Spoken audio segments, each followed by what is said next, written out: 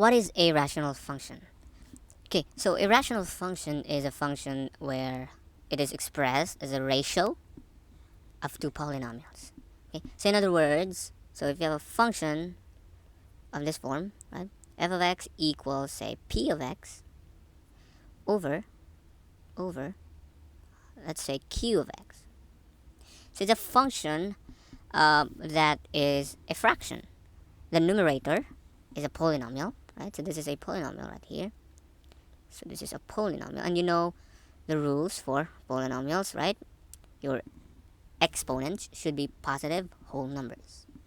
The denominator is also a polynomial, but q of x should be not equal to 0, whatever q of x is. Okay, so q of x cannot, so q of x is not equal to 0. It can't be, because that gives you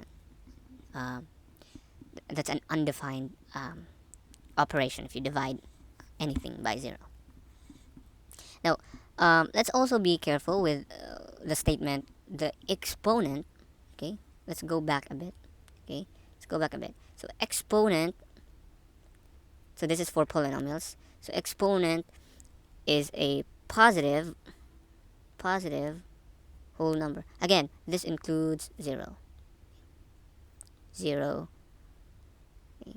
Although 0 is not positive, but we include 0 in this set. Okay, so it's positive whole number, or a non-negative, I should say. Negative, I mean a non-negative whole number. Let me change that one. So this is a non-negative. So a non-negative, just to be very accurate. So non-negative whole number. Okay.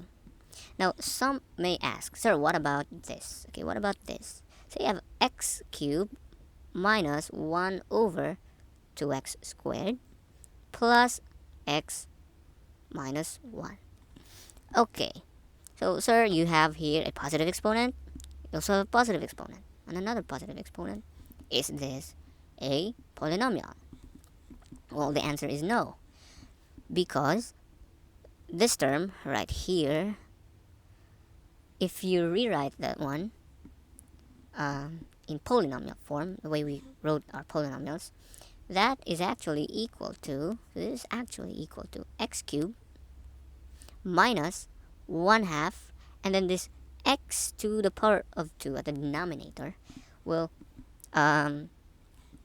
be transferred to the numerator, and the exponent becomes negative. So this is just using the loss of exponents. If you can remember the loss of exponents, if you have 1 over x to the power of n, that is just equal to x to the power of negative n. Okay, so that's just the loss of exponents at work. Okay, so this x squared at the denominator goes to the numerator but becomes negative. The exponent becomes negative. And then you just write down the remaining terms, x minus 1, and as you can see, you have a negative exponent, so it can't be a polynomial. It doesn't qualify to be a polynomial. So that's it for rational functions. So it's just really a sort of fraction where the numerator and the denominator are polynomials.